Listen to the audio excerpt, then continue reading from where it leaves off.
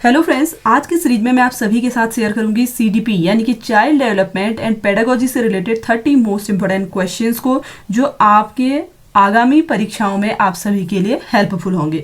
तो फ्रेंड्स, इसके लिए आप वीडियो में लास्ट तक बने रहें और अगर आपको वीडियो थोड़ा भी हेल्पफुल लगे तो वीडियो को प्लीज लाइक जरूर करें। तो देखिए, पहला क्वेश्चन है, पियाजे के अनुसार बच्चे वस्तुओं के मानसिक निरूपण, देखिए जो बच्चे हैं वो वस्तुओं के मेंटल रिप्रेजेंटेशन पर संक्रियाओं को निष्पादित करने की योग्यता विकास की डेवलपमेंट की कौन सी स्टेज में करते हैं? औपचारिक संक्रियात्मक अवस्था में, मूर्त संक्रियात्मक अवस्था में, संवेदी प्रेरक अवस्था में या फिर पूर्व संक्रियात्मक अवस्था में?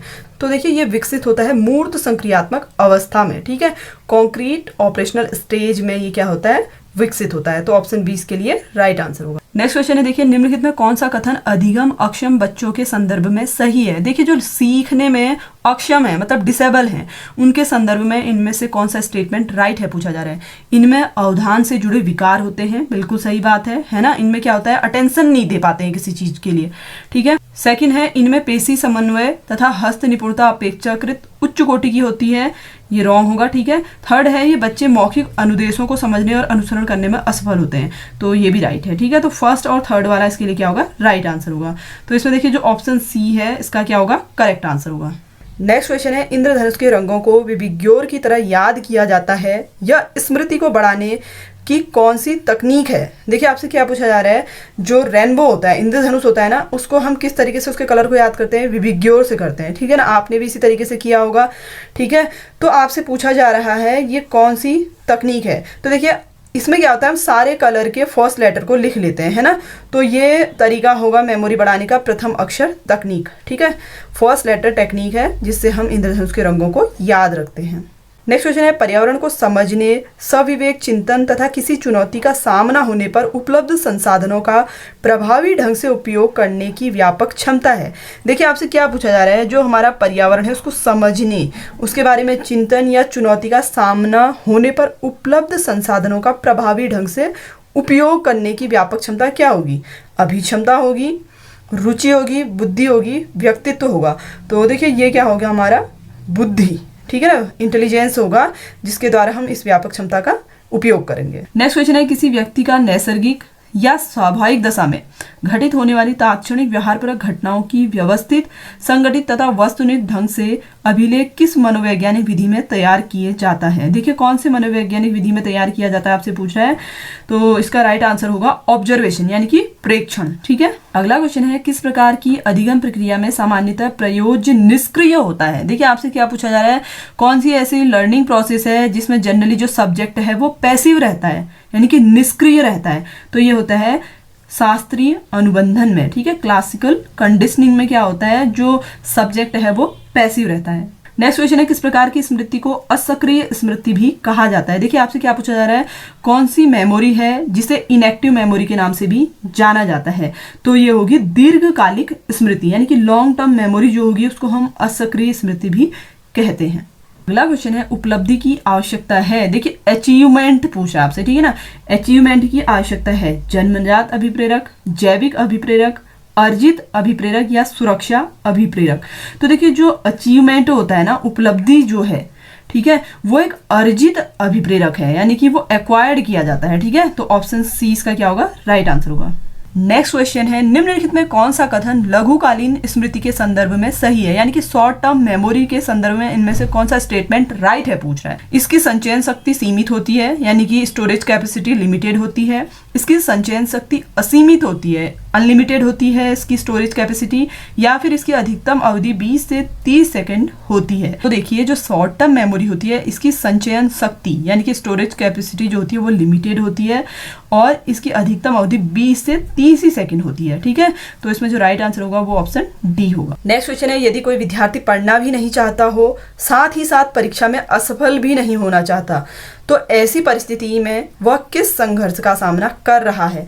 देखिए, आप में से भी काफ़ी सारे स्टूडेंट होंगे, कुछ तो ऐसे होंगे जो बहुत ज़्यादा सीरियस होंगे अपने एग्ज़ाम को लेके कि हमने क्वालिफाई करना है, और काफ़ी सारे होंगे जो सोच रहे होंगे यार पढ़ना नहीं पड़ता और हम सफल हो जाते। तो ऐसा तो कभी पॉसिबल होता नहीं है। तो आपसे यही पूछा गया है कि ऐसी परिस्थिति में वह किस संघर्ष का सामना कर रहा है, किस टाइप का एक कॉन्फ्लिक्ट है, आपसे पूछा जा रहा है। देखिए इसका राइट आंसर क्या हो जाएगा, परिहार और परिहार संघर्ष, यानी कि अवॉइडेंस भी है और अवॉइडेंस कॉन्फ्लिक्ट भी है। ठीक है, तो इसमें राइट आंसर क्या हो जाएगा, ऑप्शन बी। नेक्स्ट क्वेश्चन है, सृजनात्मक चिंतन की दी गई 4 अवस्थाओं का सही क्रम क्या है। आपसे क्रिएटिव थिंकिंग के 4 राइट स्टेप पूछ रहा है, कौन से होंगे। ठीक है, तो देखिए इसका राइट आंसर हो जाएगा ऑप्शन डी। सबसे पहले आयोजन होगा, उद्भवन, प्रबोधन, प्रमाणीकरण। ठीक है, तो राइट आंसर क्या हो जाएगा, ऑप्शन डी। नेक्स्ट क्वेश्चन है, इस प्रकार की तर्कणा में व्यक्ति पहले से ज्ञात नियमों एवं तथ्यों के आधार पर एक निश्चित निष्कर्ष तक पहुंचने की कोशिश करता है। देखिए आपको पहले से रूल पता है, फैक्ट पता है, तो आप क्वेश्चन का आंसर निकाल लेते हैं। तो ये कौन सा मेथड होगा, निगमनात्मक। ठीक है, नियम आपको पता है, आप सीधे आंसर निकाल रहे हैं, तो वो प्रोसेस कौन सी होगी, डिडक्टिव। नेक्स्ट क्वेश्चन है, तर्कणा के महत्वपूर्ण सोपानों का क्रम है। देखिए तर्कणा से मतलब है रीजनिंग से। ठीक है, रीजनिंग के इंपॉर्टेंट स्टेप कौन से होंगे। सबसे पहले आप क्या करेंगे, देखिए आपको सबसे पहले समस्या की पहचान करनी है। ठीक है, उसके बाद आप आंकड़ों का संग्रहण करेंगे, फिर आप अनुमान पर पहुंचेंगे, अनुमान के आधार पर आप प्रयोग करेंगे, फिर आप निर्णय लेंगे। ठीक है, तो इसमें जो राइट आंसर होगा वो है ऑप्शन बी। नेक्स्ट क्वेश्चन है, शाब्दिक कौशल सामान्यतः अर्जित किए जाते हैं। देखिए जो वर्बल स्किल है वो जनरली कैसे एक्वायर की जाती है, याद करके, दोहरा कर, पुनः याद करके, वस्तुओं को पहचान कर। तो ये सारी ही प्रोसेस से हम क्या करते हैं, वर्बल स्किल को जनरली एक्वायर करते हैं। ठीक है, तो इसमें राइट आंसर होगा ऑप्शन बी। नेक्स्ट क्वेश्चन है, लड़कियां मध्य बाल्यावस्था में अधिक महत्व देती हैं डैश और परिवार संबंधों को, वहीं लड़के ज्यादा महत्व देते हैं सामाजिक डैश को।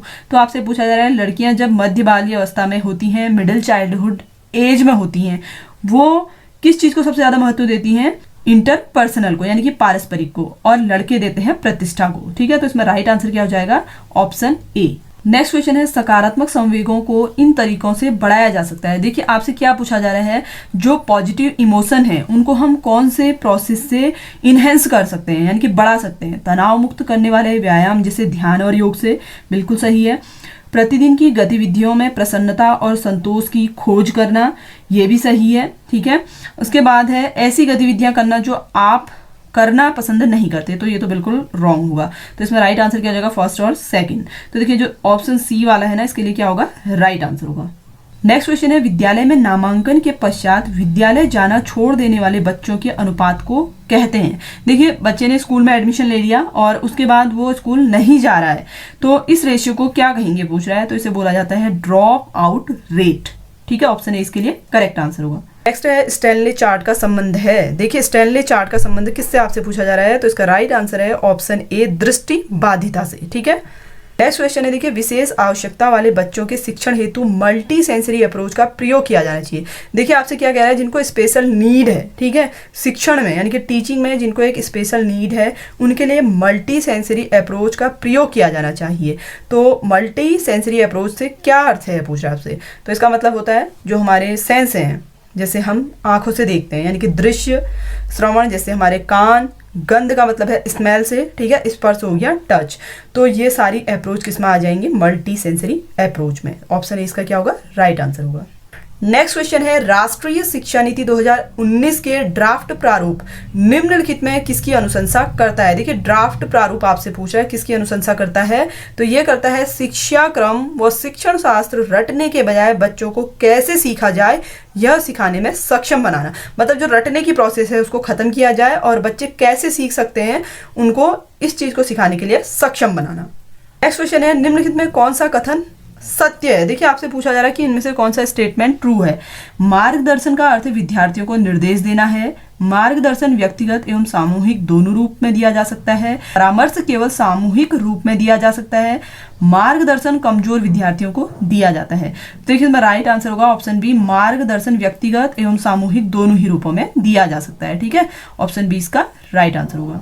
नेक्स्ट क्वेश्चन है, जब परीक्षाएं समीप हों तो शिक्षक को, देखिए टीचर को क्या करना चाहिए जब एग्जाम क्या हो, नजदीक हो, ठीक है, कोर्स पूरा करने के लिए विद्यार्थियों को घर बुलाना चाहिए, विद्यार्थियों को स्वयं कोर्स पूरा करने के लिए कहना चाहिए, विद्यालय में कोर्स पूरा करने के लिए अतिरिक्त समय देना चाहिए, कुछ चयनित प्रश्नों को हल करना चाहिए। तो देखिए जब एग्जाम क्या हो, नजदीक हो, तो टीचर का काम है कि वो विद्यालय में कोर्स पूरा करने के लिए अतिरिक्त समय दे। ठीक है, ऑप्शन सी इसका क्या होगा, राइट आंसर होगा। अगला क्वेश्चन है, देखिए विद्यार्थियों में सहयोग की भावना विकसित की जा सकती है। देखिए जो स्टूडेंट होते हैं उनमें कोऑपरेशन की जो फीलिंग्स है उसको कैसे डेवलप किया जा सकता है, पूछ रहा है। तो इसे किया जा सकता है समूह कार्य द्वारा। ठीक है, जो टीम वर्क होता है इससे बच्चों में क्या होगा, सहयोग की भावना जागृत होगी। नेक्स्ट क्वेश्चन है, किस प्रकार के प्रश्नों के आधार पर एक शिक्षक को विद्यार्थी के प्रदर्शन कार्य को मूल्यांकित करना चाहिए।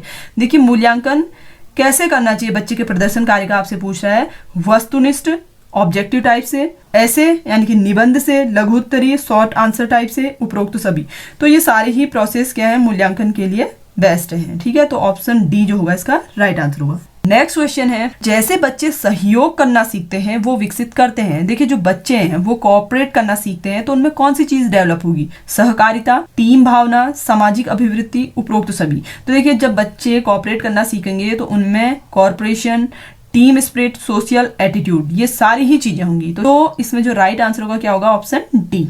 नेक्स्ट क्वेश्चन है, जब कोई विद्यार्थी किसी प्रश्न का उत्तर गलत देता है तो शिक्षक को, देखिए अगर कोई बच्चा जो स्टूडेंट है आपका वो रॉन्ग आंसर देता है तो ऐसी सिचुएशन में टीचर को क्या करना चाहिए, पूछ रहा है। उत्तरों को विद्यार्थियों की सहायता से सही करना चाहिए। ठीक है, जो भी वो आंसर दे रहा है उसको स्टूडेंट की ही हेल्प से सही करना चाहिए। नेक्स्ट क्वेश्चन है, सीखने के रूप में आकलन सहायता करता है। देखिए assessment as learning help in पूछा जा रहा है आपसे। तो देखिए सीखने के रूप में जो आकलन है वो हेल्प करता है बच्चों के बीच सीखने के लिए सीखने के कौशलों का निर्माण, यानी कि जो स्किल्स हैं उनका क्या करता है, निर्माण करता है। नेक्स्ट क्वेश्चन है, बच्चों की शिक्षण अधिगम और आकलन तकनीकें सम्मिलित करती है। देखिए शिक्षण अधिगम से मतलब है टीचिंग लर्निंग से। ठीक है, और आकलन असेसमेंट हो गया। किस चीज को सम्मिलित करती हैं, बच्चों के विचारों की खोज, दैनिक जीवन के अनुभव, वर्तमान समझ का आकलन करने हेतु वर्कशीट। तो ये सभी इसके लिए क्या होंगे, राइट आंसर होंगे। ठीक है, अगला क्वेश्चन है, देखिए पूर्ण रूप से नेत्रहीन बच्चे को ज्यामितीय विचारों की व्याख्या की जा सकती है। देखिए कोई बच्चा है वो टोटली ब्लाइंड है, ठीक है, तो उसको आप ज्योमेट्रिकल जो आइडियाज हैं उनको कैसे एक्सप्लेन करेंगे, पूछ रहा है। मौखिक विवरण और मूर्त अनुभव द्वारा, अमौखिक विवरण और मूर्त अनुभव द्वारा, मौखिक विवरण और अमूर्त अनुभव द्वारा, या फिर केवल मौखिक विवरण द्वारा। तो देखिए इसके लिए आपको मौखिक विवरण और मूर्त अनुभव का प्रयोग करना होगा। ठीक है, यानी कि आप वर्बल डिस्क्रिप्शन और कॉन्क्रीट एक्सपीरियंसेस का यूज करेंगे। अगला क्वेश्चन है, देखिए विशेष आवश्यकता वाले बच्चे का आकलन करते समय शिक्षक को, देखिए आपसे क्या पूछा जा रहा है, स्पेशल नीड वाले बच्चे का जब असेसमेंट किया जाता है तो टीचर को क्या करना चाहिए, बच्चों के बीच तुलना करनी चाहिए, बच्चों को धीमा, खराब, बुद्धिमान आदि लेबल करना चाहिए, सीखने पर ध्यान केंद्रित करना चाहिए न कि अंकों पर, साप्ताहिक परीक्षण का अभ्यास करना।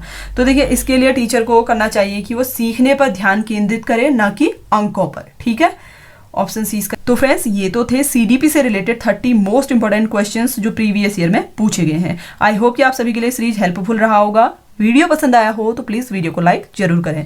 Thanks for watching. क्या होगा, राइट आंसर होगा।